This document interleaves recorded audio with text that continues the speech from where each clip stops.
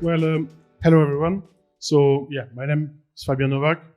I'm here to talk about fire. So I'm the head of FX and a fixed supervisor at the Yard VFX. And just gonna briefly introduce myself. So I've worked over the last decade in London. I worked on only big blockbuster movies. I was working at MPC and ILM. I kind of specialized over the year with big water simulation, but I also did a lot of fire, smoke, explosion, stuff like that. A few years back, I came back in France and I joined the Yard. I'm gonna talk about the Yard quickly. So the Yard VFX is a studio based in Paris, founded by Lawrence Herman in 2014. By the way, Lawrence is sitting just there. We are working exclusively on feature film and episodics. We are specialized in compositing, CG environment, 3D matte painting, 3D modeling assets, and FX simulation. Right now, we are about 100 employees. Just for the record, when I started at the Yard 2 years ago, we were something around 15 people, I think, or maybe even less. There was no FX whatsoever. So I had to create an FX department from scratch with the help of one guy that is sitting somewhere over there. We started creating a pipeline-ish with the first tool so we could actually start working and make some stuff, which was actually very fun.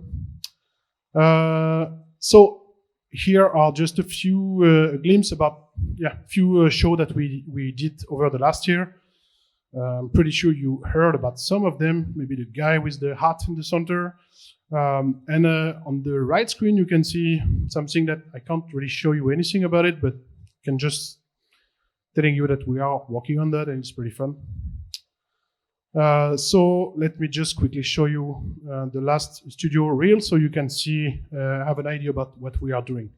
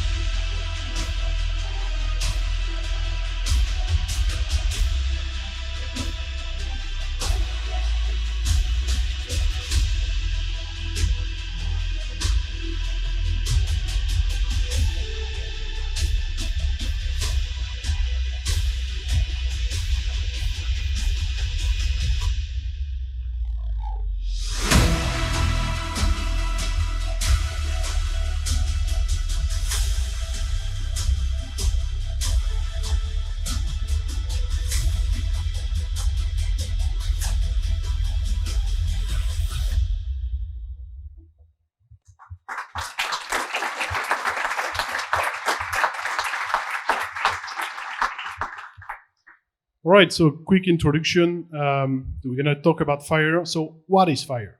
I'm gonna try to not go through too many, technical explanation. I'm not here to make like a scientific, course about what fire is, but just a few words. So fire, that's the visible effects of the process of combustion. The combustion is the chemical reaction that occurs between the oxygen and some given fuel. So fuel might be like wood, gasoline, oil, gas, fabric, etc. And yes, it's the reaction between oxygen and fuel when it meets the appropriate temperature. So fire is composed of fuel, heat, and oxygen. That's what we call the fire triangle. That's what all the firefighters are referring to. And it's quite important to keep that in mind. For the combustion reaction to happen, you need to heat the fuel to its ignition temperature. That's also a term that you can find in some fire solver, like the old pyro version, or some other solvers such as Axiom. What's the main characteristic of the fire? Well, it makes some bright lights, it makes some heat, and it makes some smoke. There is many other things I could say about it, but I'm just gonna move to the next slide. So it's important when we are doing effects, any type of effects, to understand how it works in real life. So we don't need to be, again, physicians or anything, but it's cool to have a good understanding of, the physical law in action for any type of effects. So it's cool to, make your own research and understand what fire is. So the best advice I could give you is just go watch tons of references, real life references, and go learn from actual professionals. I'm talking about firefighters. There is plenty of great free YouTube content to learn about anything, and there is, plenty of channel like Fire Academy from California. There is like plenty of stuff. In France, we have, for example, the BSPP, the Brigade des Sapeurs-Pompiers de Paris, which is like the firefighter from Paris. And there is that channel that I really like, which is from Matt Davis. He's an Australian firefighter. And what he does in his channel is a series of very short and very simple, very pragmatic explanation about what fire is and all its different characteristics, all the different behaviors, the different phenomena, and so on. For instance, you think you understand what a simple candle is and how it works. Well, you're probably wrong. For instance, the wax of the candle, is the fuel. But it's actually the gases emitted by the wax that are burning. And to demonstrate that, Matt is blowing the candle out, and then he relights the gases emitted from the wax. And you can see the flame traveling back down through the smoke column and relighting the candle. So the smoke itself is burning, and because smoke is actually a very flammable element. So I'm going to try to go quickly over those one because I would prefer to keep more time for the actual 3D stuff. But there is different type of flames, like a blue, orange. That depends of how many, how well the combustion is, how efficient it is. And there is, some vocabulary that is important to understand, and you can look yourself the actual definitions of it. But there is the conduction, which is like the transfer of heat through solid materials. There is the radiation, and there is the convection. And convection brings some pretty cool phenomenon. Cool. Actually, very dangerous and very scary. But for us, as a visual effects artist, it's super cool to watch. It's called the flashover. So the flashover is when you have, a lot of smoke accumulated in a room, and the temperature rise within the smoke. You get, the heat is also radiating down backward and heating all the material around, releasing more gases and feeding all that stuff. So it makes like a vicious circle. And at some point, if there is enough heat at the same level about everywhere in the room, then we have fuel everywhere because the smoke heated enough became a fuel. We have oxygen, we have heat. So we have the three sides of our fire triangle, and we can have spontaneous combustion. And as you can see on the right side, we can have, a small fire in a room that suddenly become the entire room is on fire. And it might happen in a very short period. Here we can see the fire triangle in action. Again, fire triangle, fuel, heat, oxygen. If you remove one of these three elements, you stop the fire. once all the fuel is consumed, the fire stops. But in the case of a house on fire, well, the fuel is the house. So it will stop once the house is fully burned. But if you remove all the temperature, so for example, you use a fire extinguisher and you cool down all the temperature, then you break that equilibrium of the triangle and fire stop. Also, if you remove all the oxygen, so if you close all the door, all the vents and everything, you choke the fire, you suffocate it, and the fire stops. So that's pretty cool.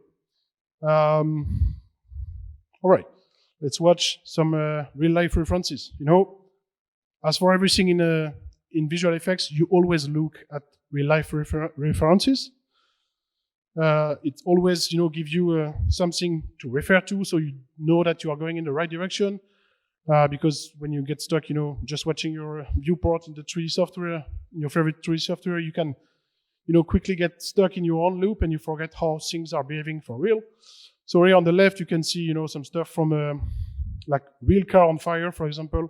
So you can see how crazy nervous the fire is, how much smoke it's emitting, how the light is scattering through the smoke.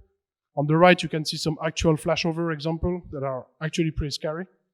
On the left, you can see, big fire on a car with the firefighter trying to pull off the fire with some fire hose. And it takes quite some time, and it generates some more smoke, but this one is white because it's like, different vapors, so it's different type of smoke. So you would expect that, a fire hose should be the right approach to turn off a fire, but you could try to ram your car in another car on fire and see if it works. Maybe not. I don't think it's gonna work. Let's see. It's gonna do another try just to see. Yeah, doesn't work, right? Yeah, just run it. All right. Whoosh, transition. So, few months before the shooting of Notre Dame Brûle, English title is Notre Dame on Fire. So a few months before the shooting started, I did some initial R&D, and what I did is that I tried to emulate all this convection and the flashover phenomenon in one big ass long simulation to sort of represent the narration of what maybe have happened under the roof of Notre Dame that led to the massive blaze that we all saw on TV. This test was, I did that at home on my single machine, so it was still fairly low res. The render and the simulation were both kind of low resolution, but enough that we could show it. So that test helped us making the director, Jean-Jacques Hano, more comfortable with the idea that we could use CG fire on this film. I've simulated the fire, the smoke accumulated against the roof, fire and smoke spreading against the wall, feeding that accumulated smoke on the roof. Plenty of layers, those fire snakes, which are signal that are announcing the imminent flashover. And then using some custom velocity fields, I animate some temperature sources and everything to try to kind of represent what a flashover would do in 3D, because as you might know, in Houdini there is not a button like flashover, and it does the job for you. So you have to create it somehow. So that setup was everything but procedural. That was like really not procedural. Actually, the only procedural thing was probably the carpentry of the roof that I did because I had no asset, nothing. So I kind of did some crappy wood structure that could represent the roof under Notre Dame. That was the first test. Once the shooting of Notre Dame was over, we had to work on the actual VFX of the movie. None of what I just showed you was used in the movie, hopefully, because it was, not that good. And I would have to rework a lot of stuff to make it work, in the quality of a big movie. But any knowledge acquired is never really lost. So it was actually quite useful when it came to set up the real shot. And we had to try to match the practical fire made by the SFX team on the set. So here, I'm just going to show you a quick breakdown of the effects we did on Notre Dame. But actually, it's 2 minutes something.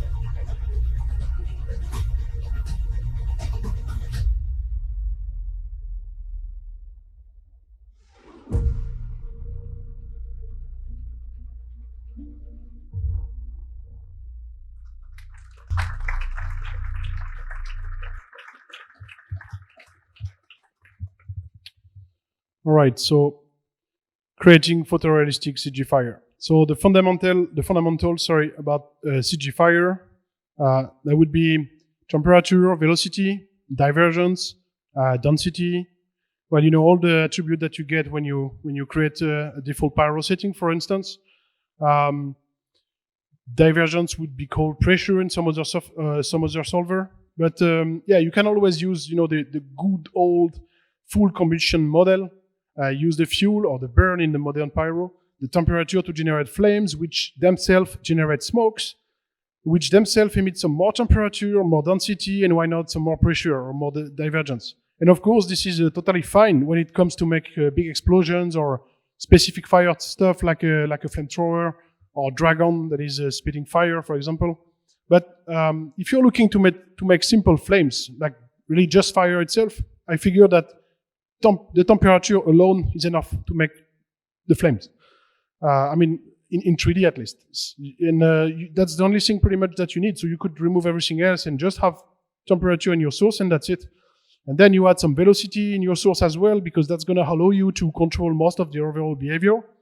And then you get all the crunchy details you are looking for with the help of additional forces, such as disturbance, turbulences, or you can have you know, full control via some control field, like acting as a mask, for example. Yeah, CG fire often looks CG, and how to avoid that. So yeah, CG fire looks CG because quite often it moves way too slow and it lacks of crunchy shapes. If you remember the reference, the real life reference that we watched before, fire is actually crazy fast. It moves super fast.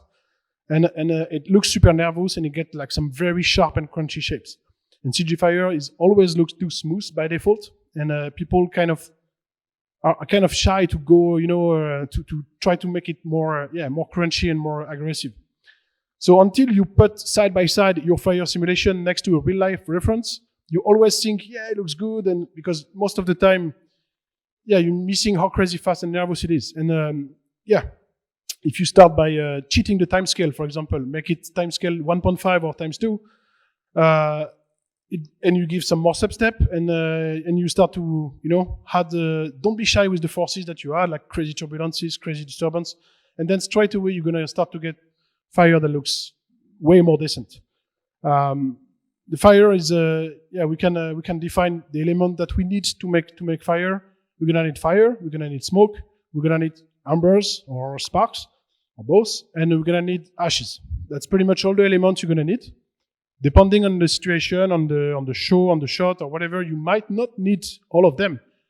Maybe sometimes you just need the flame and that's it. But it's better to, be ready in case you need them and have everything already ready. I mean, it's simpler to remove something that you already have than adding something that you don't, and you don't know how to create, or you might struggle to create it if it's asked at the last minute and you need to make it in the rush. Well, if everything is already ready, that's cool. You could add also an extra element that would be the heat haze to make the distortion. But I would call that a nice to have rather than a must have, because in many cases that would be done purely in comp.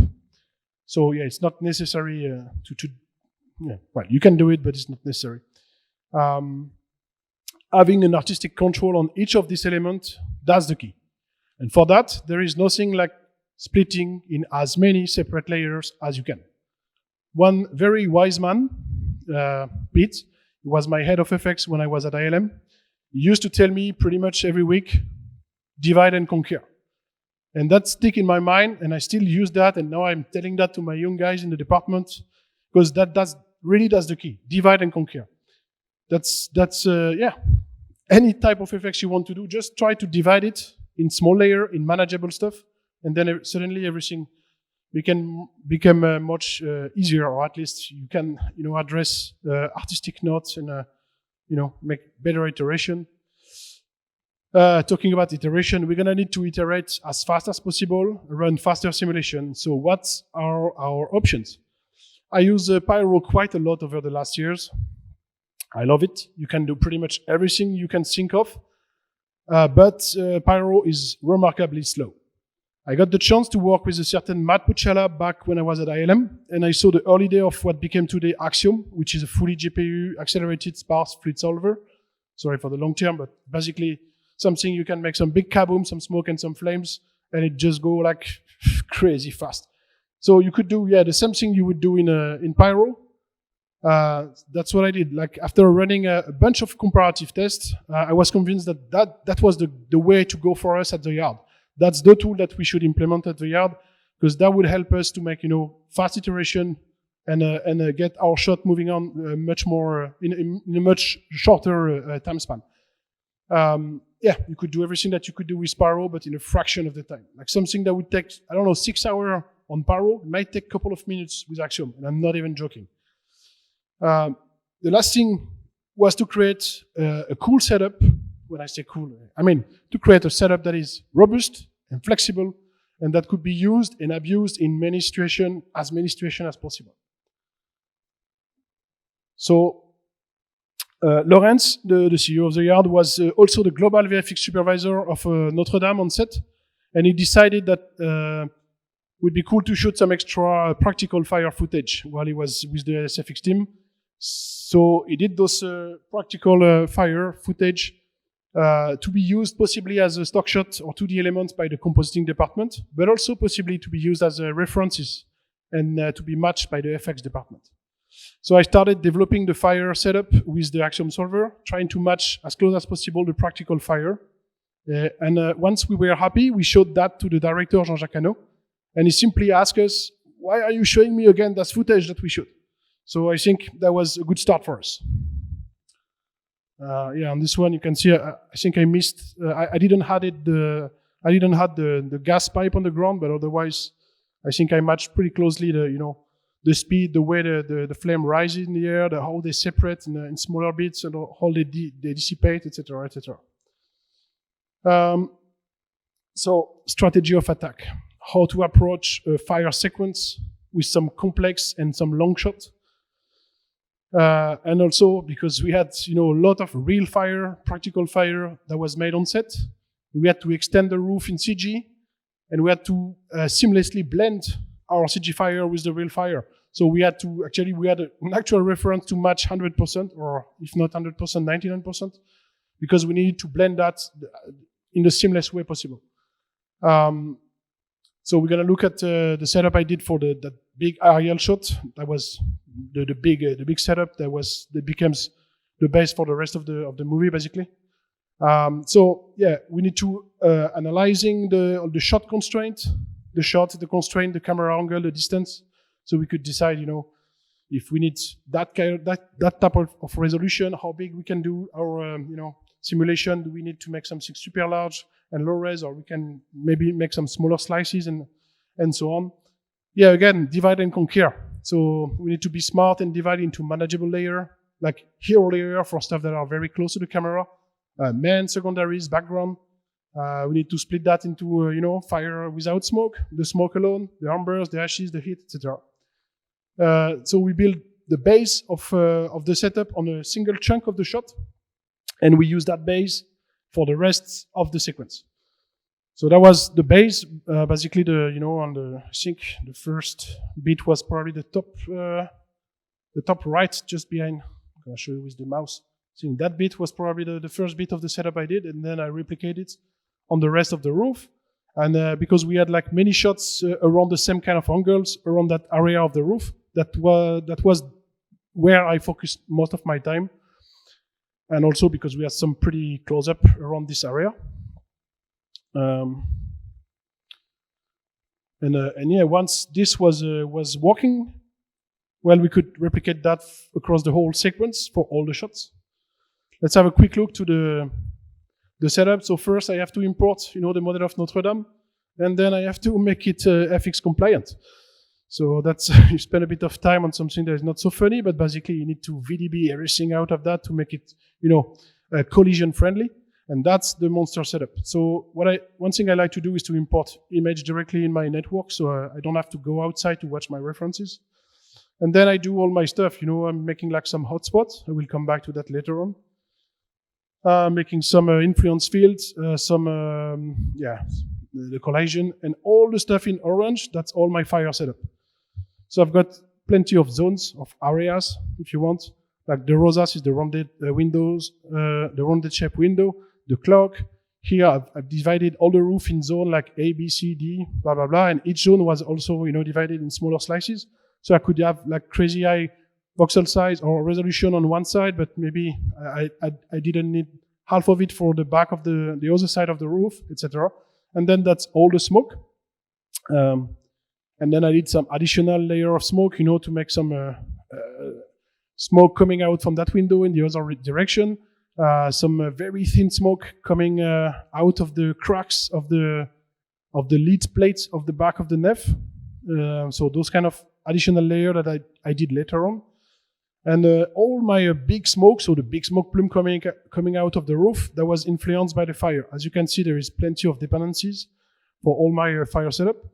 And what I've done is that once all my fire were done, I recached all of them. I bring back all my cache and I make them loop for over 1,000 frames.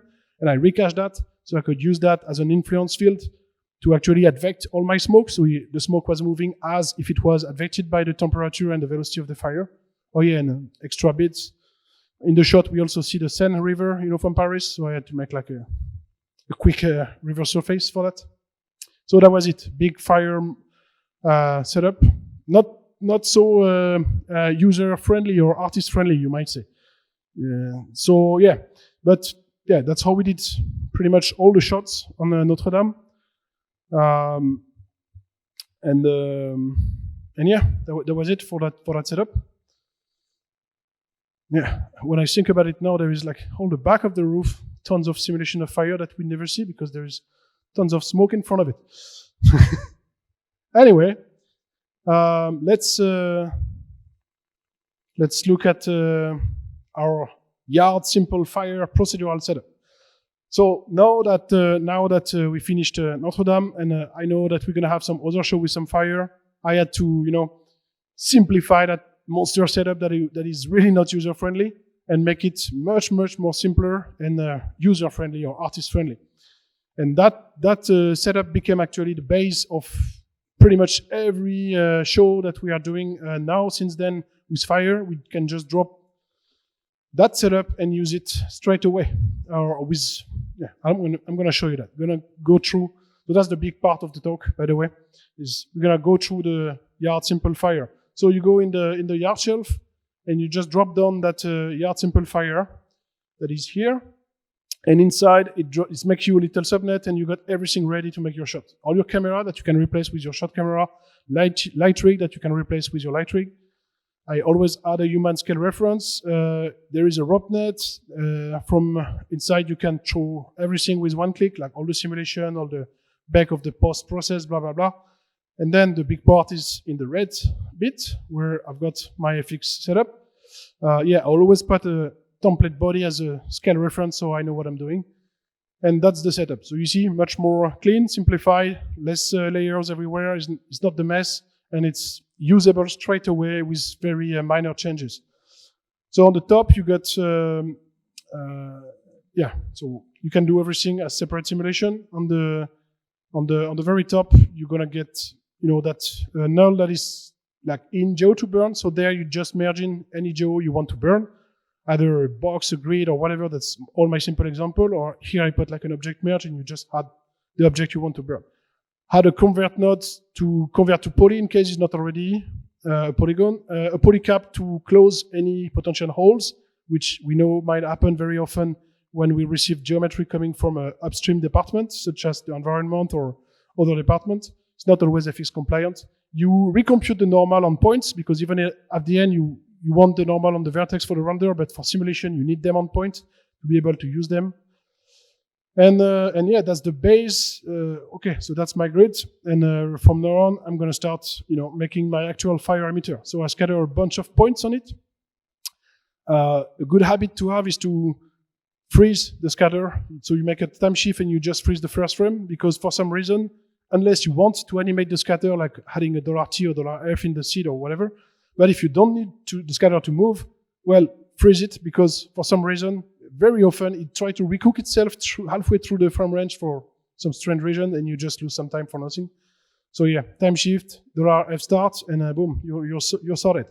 You add some noise, you delete everything that is not white, you remove all the attributes that you don't need, you add some rest, because you're going to use the rest rather than the P for any additional noise that you're going to do after, like color noise or position noise or whatever. Better to use the rest than the P. Why? Because if you make your emitter move for some reason, then all your noise is going to change. But if you base your noise on the rest, then the rest is moving with you and is not moving, so your noise is stay constant, and you are happy with what you did. You create some ID per point, all the attributes like density, temperature, fuel, pressure, blah, blah, blah. You're going to noise the P scale. So that's my approach. Instead of, making an attribute noise on the density or the temperature, just noise the P scale. And since when you are going to have to rasterize everything with the volume rasterize, it looks for the P scale. So if you noise the P scale, it's the same that if you were noising all the other attributes, actually. And it just go faster somehow. I don't know. And visually it looks better to me. So yeah. That's it, and you see I use the rest position rather than the P. You can animate that noise, so you're gonna get all your attributes moving through that. But you could also add an extra noise on top of it if you want to make some extra noise on one specific attribute, like. And then you add some velocity. So I usually base my velocity on the normal. I'm adding some curl noise. I'm adding some extra velocity, like right there I put 1 on the Z, so I know that everything's gonna start to move sideways straight away. On the right branch is the same, but if you want to make like an animated emitter rather than a static one, I'll come back to that later on. And here is one of my big tips. That's actually, fire is not the same temperature everywhere, nowhere. You always have like a hot core, and then everything fades out on the edges. So it's pretty simple to do that when you know a bit Houdini. You can just you do an attribute transfer. So if I place like a sphere in the center of my emitter, for example, it's just to show you that I'm gonna want to fade out from the center to the edge of my emitter. So I've got a sphere in the center, and then I'm gonna use an attribute transfer with some blend with, so I get some nice smooth transition.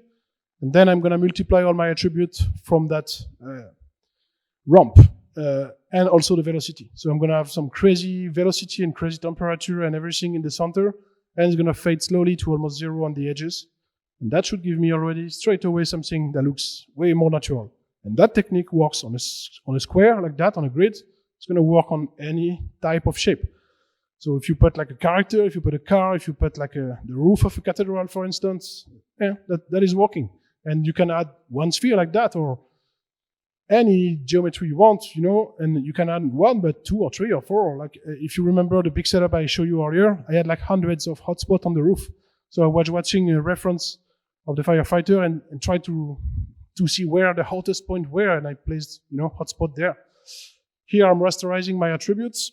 So what I'm doing is usually I split the rasterize of the velocity, so I can get a larger velocity, like it spill out from the emitter. So I got some velocity a bit further away, and that's my fire axiom solver, which what I did here, I just animated, some parameters, so I get like a burst, like a big whoosh at the first frame for the emission, rather than something that starts slowly. And then, no combustion whatsoever. I'm just sourcing some temperature, and that's it.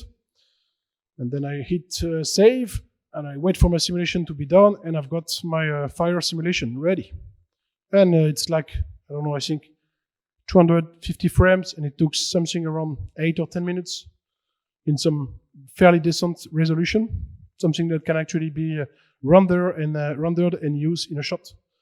And you see I've got those big flames in the center that are rising quite high because they have a lot of temperature.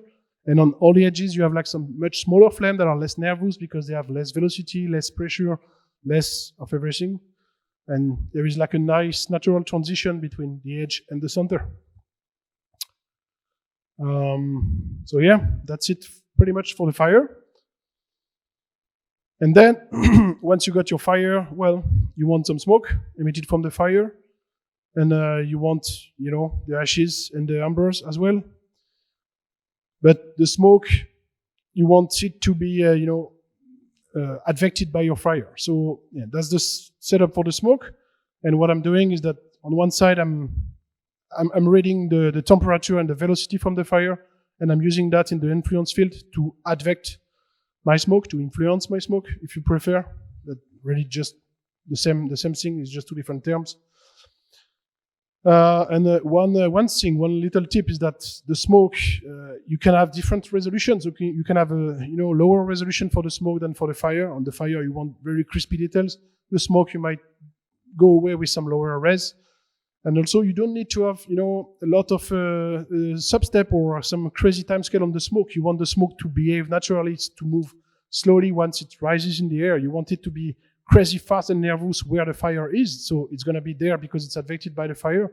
But yeah, basically you see them at timescale at 1, and therefore timescale 1, you don't need more substeps. So you can leave just one substep, and that is working. And I've got like, I think half or a quarter of the resolution of my fire for the smoke, and they all work together. And again, divide and conquer. I'm splitting the smoke from the fire, because if I've got some notes from my supervisor or from the director just about the smoke, but they like the fire, and if I sim everything all together and I've got some notes only on the smoke, then I'm doomed. I have to resim everything and potentially lose the fire that was approved. Well, if I split them, then I can just resim the smoke alone, and I know my fire is good. I don't touch it anymore, or the opposite, and yeah. Umbers, well, umbers is practically, just pop particles. The thing is that, yeah, I'm emitting from the high temperature of the flame, so I'm through a volume VOP. I'm remapping the temperature of the fire, and I'm just keeping like the hot tips. Had a noise through that, so I don't want to emit umbers from everywhere, but just from there and there, so through a noise. And adding back the velocity from the fire from the smoke, to advect everything with a simple pop advect by volume, and that gives me my umbers. And then I am adding that's the yard spark. So the yard sparks is the first tool that actually I did when I arrived at the yard, because the Spark trail didn't exist yet. It happened in Houdini 19.5, I think, but it's basically the same thing. I just did it before. And the ashes, well, it's pretty much the same. So same approach, same volume warp. I'm, remapping the temperature to keep only the high temperature or the lowest temperature. Adding a noise, different one. Advecting them, but this one, this time the advection is not update velocity, is update force, because I just want to push them and then having some gravity so they can fall back down to the ground. And I'm adding another node that I did, like a yard ashes, which is basically instancing little geometry on each particles. And those geometry can spin around in the air, and they're gonna spin based on a group that is the heat total. So once they touch the ground, they stop spinning, and when they are in the air, they are spinning faster if they go fast. So I'm reading the speed as well, and if the particles are going slower, they're spinning slower, etc., etc. And once you got everything together, well, you get the smoke advected by the fire, the embers advected by the smoke, and the ashes advected by the smoke and the fire as well, and the ashes fall back to the ground. They spin, they have nice little noise motion when they're falling back down, and they accumulate on the ground, making like a nasty mess of burning material on the ground, which is what you can see in any real blaze. There is always some burning material that are flying away and falling back down to the ground. So yeah, you got all your elements, and now if you want less ashes, then you just delete by a threshold. I just want to keep 10% of that, and I prefer to cache more and remove them post simulation than having to redo my simulation. And then this is a render. Yeah, unfortunately on that render, I did not render the ashes at this time, but you get the idea. It's working, and if you look around there, you can see the smoke getting pushed like violently by the fire. And yeah, I think it works pretty well. It looks like everything was all simmed together as one big simulation. And it's actually 4 simulations, and each of those simulations took a very short time. So I can iterate very fast and make more versions, and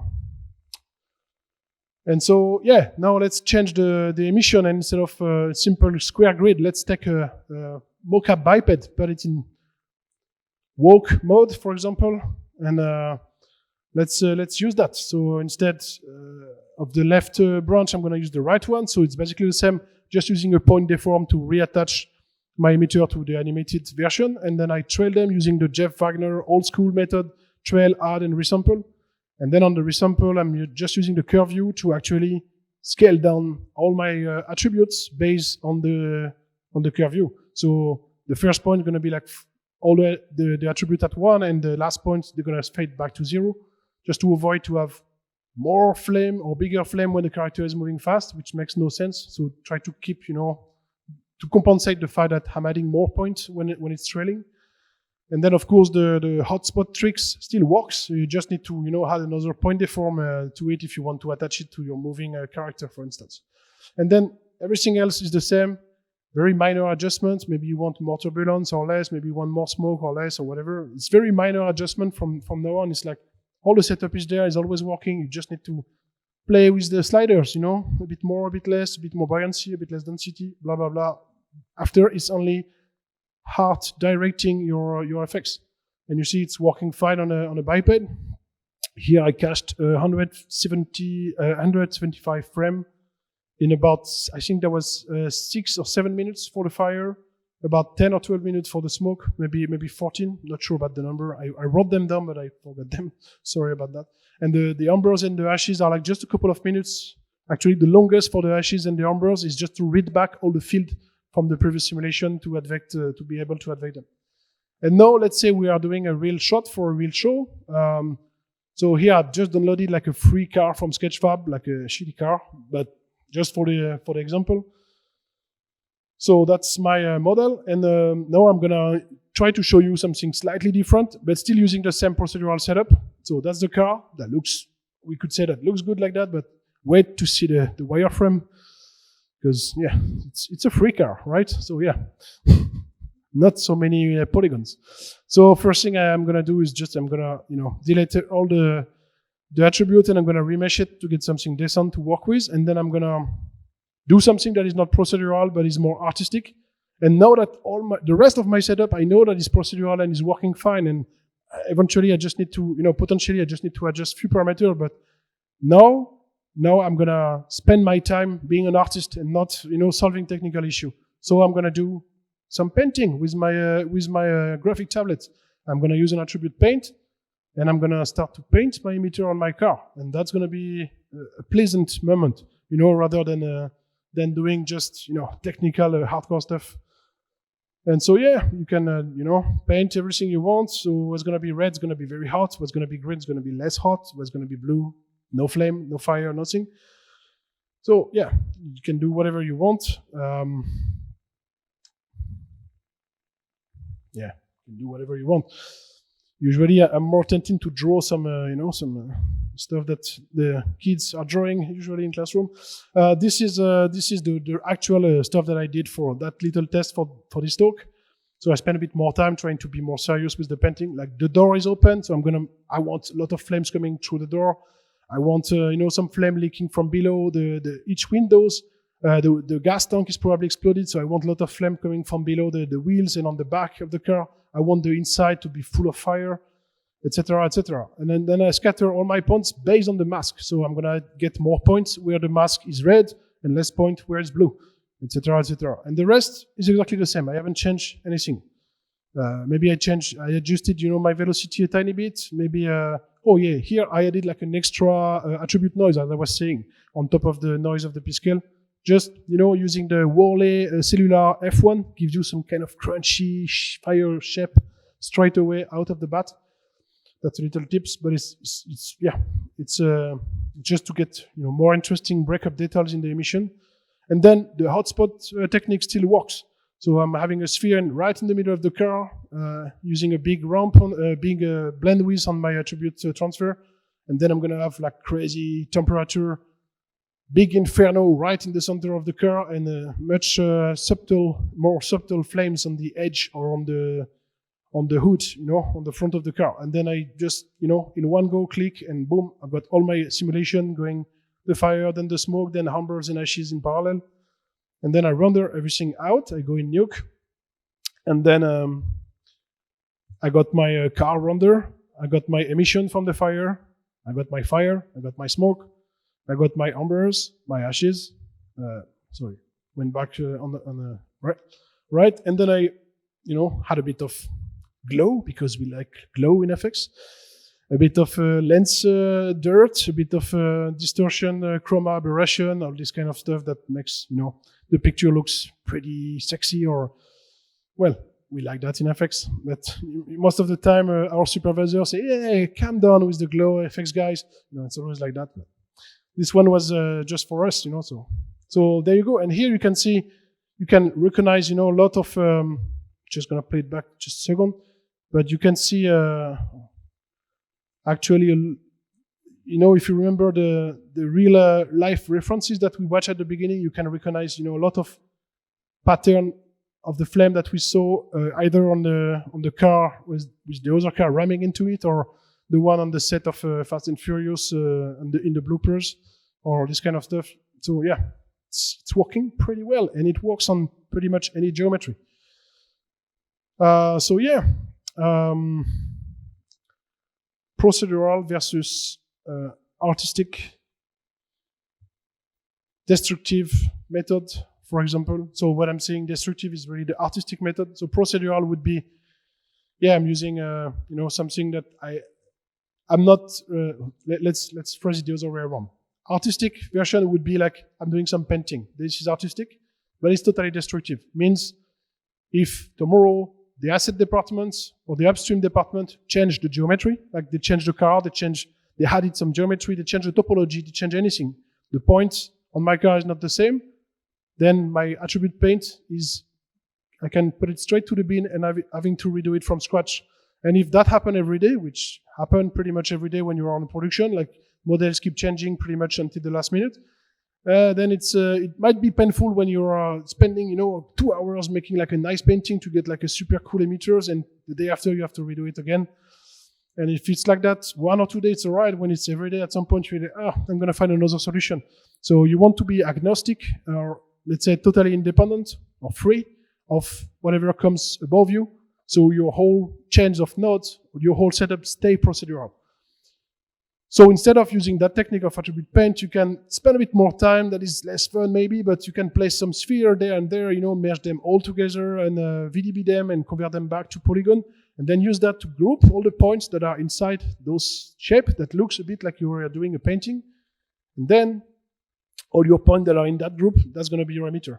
And then you can always, fade on the edge like you were doing with a mask, for example. But then if the geometry changed the day after, your group, because it's based on geometry that have nothing to do with the geometry that you came in input, stay there and still works, so you don't have to redo all your stuff. You can always adjust it very quickly. So that's what I did on the roof of the Notre Dame, for example, because they were working on this, all the carpentry inside, all the roof and everything for months while I still have to do the shot. So at some point I stopped painting my roof and I tried something else. Static emitters, spreading animated emitters, etc. So yeah, could talk about that as well. The pros and cons in the production context. Just gonna talk quickly about spreading. For example, you need to spread some fire, like a bucket of oil on the ground, or like some fire that is spreading against a wall, against a curtain, or whatever. You can obviously use, like the wonderful Pyro spread solver that is working super fine, and you can do pretty much everything with that. You can make, if you are a super nerd, or like we are all in FX, so you can make your own solver, like a growth solver, infection solver to make your spread yourself. Or you can also decide to not go through any solver and do it, more like a procedural way, but that might look a bit less cool, but would allow you to address some knots, some very, difficult knots to address when you are relying on a simulation. Let's say the director told you like, oh yeah, at that frame I want the puddle of gas to be exactly there, and at that frame I want it to be there, but I want a bit less over there. Well, if you did all your spreading through a solver, that's going to be hard to address that kind of knot. You might spend a lot of time doing that. But if instead of doing a growth solver or a spread solver, you are again animating simple geometry, on top of them you put like a mountain noise, so you get something that is quite broken up, and you animate those geometry with some keyframe, and everything that are inside this geometry, you group them, and that's going to be your emitter. Then, well, it's keyframe animation, so you become an animator. And now the director tell you, at this frame I want that stuff to be there. Just move your sphere, keyframe, at that frame, boom, it's there. Next frame is going to be there, boom, done. And that's super easy to address some knot or to match exactly the timing of a plate or something like that. So yeah, pros and cons. It's going to look a bit less sexy than an actual spread, but it might be easier in some situation. Managing dependent series of caches. So that's why I show you, everything I do in a ROP. So you just fetch and you chain everything, so you can just batch everything in one click. Obviously, you can be a bit smarter than me and do that in tops, which is what we are doing as well, but it's not included in that presentation, unfortunately. But yeah, you can do all of that in tops, which allow you also to make some wedges on each version and everything.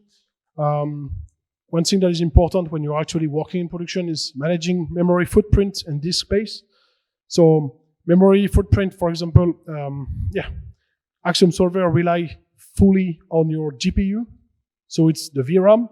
So depending on the graphic card that you have, you don't have the same amount of RAM. And also, once your simulation max out your VRAM, you cannot really do anything anymore. So if you are planning to do, like, for example, fire simulation, then a smoke simulation, and launch them all at once, then once the fire simulation is over, you want to flush that VRAM to get it back for the next simulation of smoke.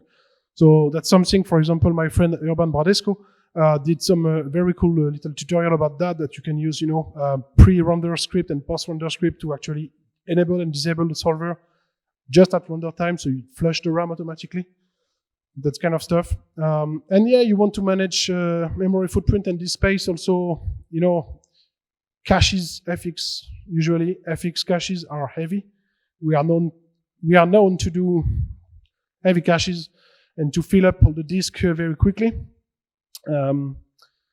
Back when I was at ILM, I was kind of infamous for breaking the farm, using more disk space than all the artists combined of every department. I've got a couple of diploma like that, printed and stick on my wall when I arrive on the morning. So yeah, I was a bit crazy, but I learned my lessons since then. And now I'm trying, to teach the right way to the youngest guy in my department. So you need to manage your memory footprint. You need to optimize everything you can. So it's going to be like culling everything outside of the camera first room. Writing everything in 16-bit float rather than 32 bits, or all the tricks of the book. You need to resample your velocity, because you don't need to keep it as high and heavy than your density or your temperature field, for example. You can just divide it by 2, and it's going to look the same at render time with the motion blur. You won't see a difference, but space-wise, it's going to make a big difference on the disk and on the server. Well, basically, do everything you can to keep your IT happy, and your life will be easier.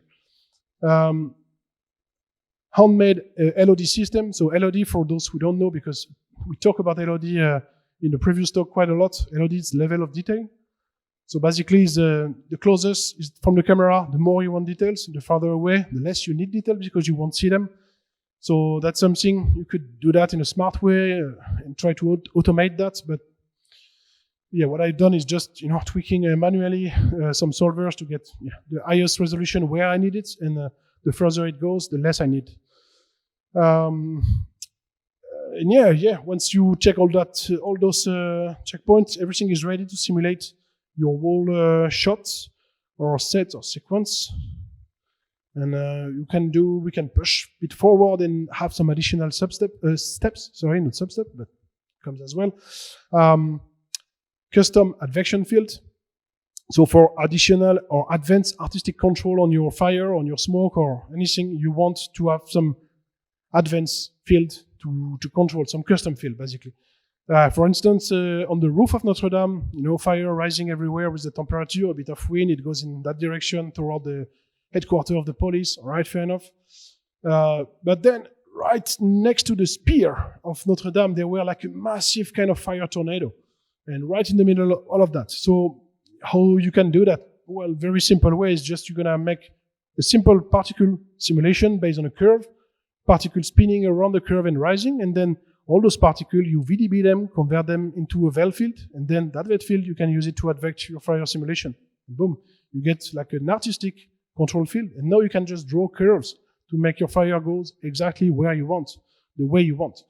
That's what I call custom advection field. And you can do it, in many ways, and works pretty well. You can, fire dynamic interaction. So, for example, spreading fire, you want it to affect the surrounding environment. So you get your environment, maybe everywhere the fire is, you want to burn it, you want to erode it if it's wood or another material. So you can do that in many ways. Maybe you want to burn some fabrics or some clothes and advect their motion with the fire. Maybe you want, the fire to be turned off by water. Again, like, remember the firefighter with the fire hose? We did that in Notre Dame. There were that shot with a firefighter hosing on one of the hot piping tube of the scaffolding to try to cool it down before it collapsed. And there was full of fire. So yeah, use those particles to kill basically your emitter of fire, and then it kills the fire, and then instead you emit a new simulation that's going to be vapor, steam, etc., etc. You can do like many things. Whoosh again. All right, so very quick one there, just to illustrate again that same setup that is fully procedural. I haven't changed a thing. So on the top left there, you can see pretty much the default setting, which gives you some nice shapes, some nice features. Like, I quite like what's happening there. That's the kind of stuff you want to see, or you like to see on a fire leaking on a ceiling, for example, or on a wood plank or something like that. But then you start to introduce some forces, some velocity, some turbulences. And then you can also, start to keyframe stuff. So you want to be an artist, you want to do, like something. Basically, I don't know, like this one, for example, you keyframe the turbulence on few frames and it looks like maybe someone opened the door behind and suddenly you get like a bunch of oxygen, rushing into the stuff, and you get like a big, something happening in the combustion. And that's the kind of stuff you can do, to artistically control your fire, make it looks the way you want. And also, most important, deliver what the director wants to see. So it's not just making a simulation and let it do what it does. It's you need to control it to make what the director wants to see in a particular shot within a particular or given timing. All right. Just gonna show you a quick breakdown about what we did on that part of it.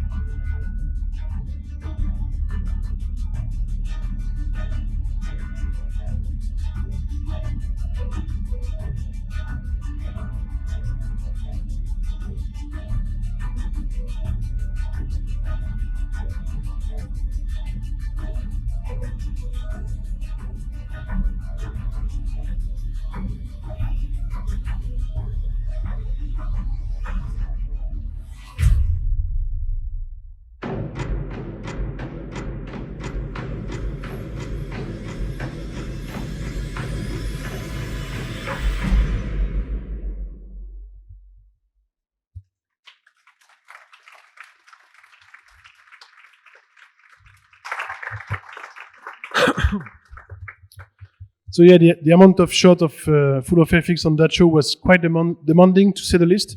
But because now we had that actual functioning, robust procedural fire tool, then we went through that show without breaking too much sweat. I mean, still, but not as much. So that's what I was telling you, fire advecting the surrounding environment. I did some burning mat system so we could, turn the wood in burning wood. And then that's the FX slab comp. It's full of glow because it's FX slab comp. And that's the final comp, which is, more reasonable.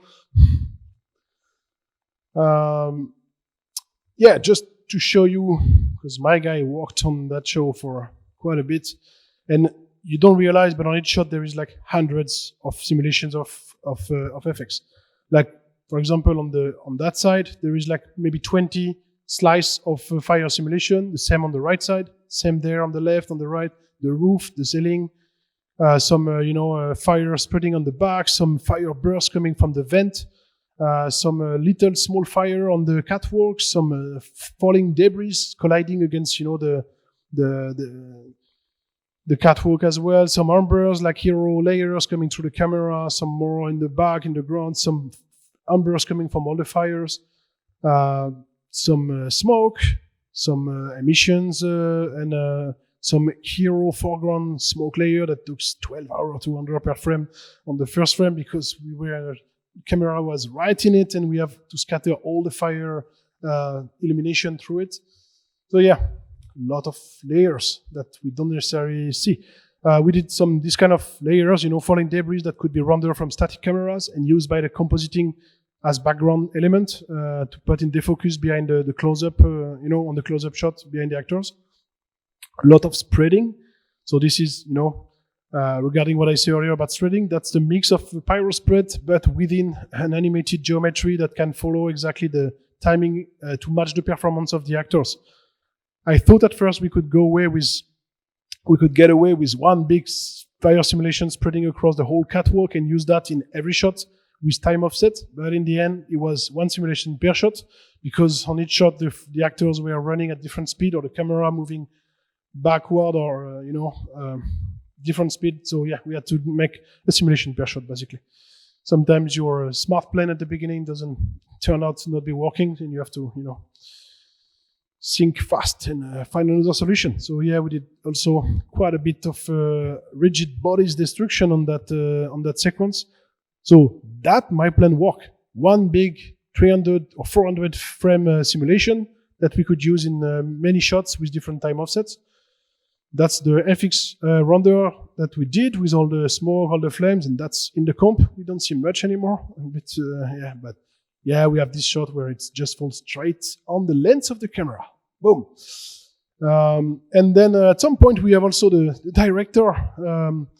There was like a last minute request. The director wanted to see a fire monster. Fire monster. That's not really realistic, but it was actually to support the narration of the story and give weight to the emotion of the main character. The girl was going through some crazy thing, and she started to get some sort of hallucination. So basically, she sees something that is not there. It's not realistic, but yeah, the way the director phrased it was like, I want to see a fire monster, which I translate into, okay, you want to see a wall of fire or a fire wave rushing toward the camera. Okay, let's do that. So that was like a last minute simulation that I did. I did it as one big simulation, and then we placed it in each shot with different time offset and transformed to put it at the right place. That's how it looks in one of the shots, for example, until the camera is inside. And well, that's it. Now we can burn everything in every show. So yeah, this show was the Princess. We had to basically cover, I don't know if you see there on the plate, they did some practical fire with some gas pipe that they put on the ground, and now we have to erase the gas pipe. And the simplest way was like, let's cover everything with CG fire, just match the fire from the plate and cover everything, and we are good to go. So that's what I did. And surprisingly, that was a good surprise. Again, control spreading. There was an animated sphere, not a pyro spread.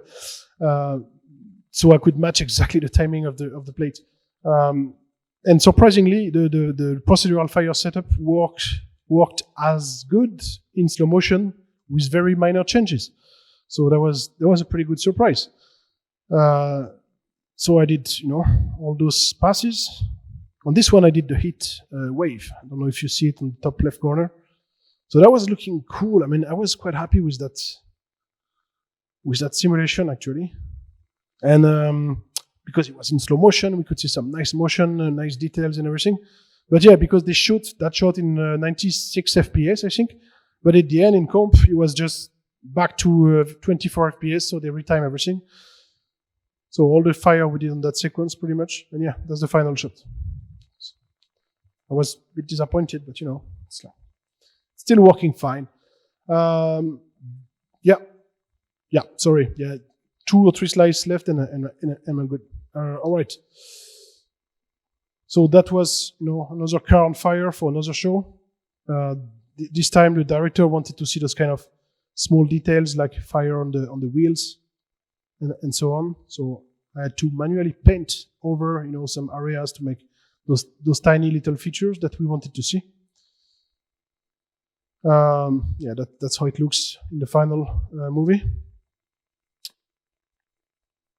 Yeah, I'm gonna skip this one because it's actually quite long, but yeah, we had to set a castle on fire. So my guys did like a giant library of fire simulation of any types, like fire that you can put on the windows, on the painting frames, on the size of a door, on the corner of a wall, on the walls, on the ground.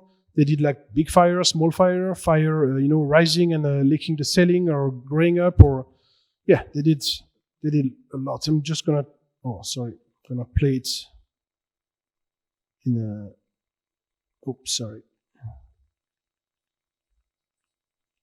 times 2, so it's gonna go a bit faster. Yeah, big fire, small fire, medium fire, fire spreading on the wall, on the curtains, on everything. And also, of course, some fire and slow motion. We did everything. Hundreds of fire for that fire library. And of course, if we can burn a cathedral, we can burn a simple building. So that's what we did. And of course, if you let an FX guy do the slab comp, I like sparks. What can I say? So I did like a lot of sparks. But don't worry. In the final comp of the shot, we removed 99% of them, I think. But then, yeah, you see vellum solver to make some fabrics, and I burn it, and they are interacting with each other. And then I use pyro spread this time to, to erode the fabrics while it's getting burned, and it releases some fire debris and embers and ashes and blah, blah, blah. All the stuff. And this is from an incoming show. Unfortunately, that's the only thing I can show you about it, because that's one shot that was released in the official trailer, but we did quite a lot of fire on this show, and it's going to be cool. And then, yeah, more burning stuff coming soon. That's it. Thank you very much.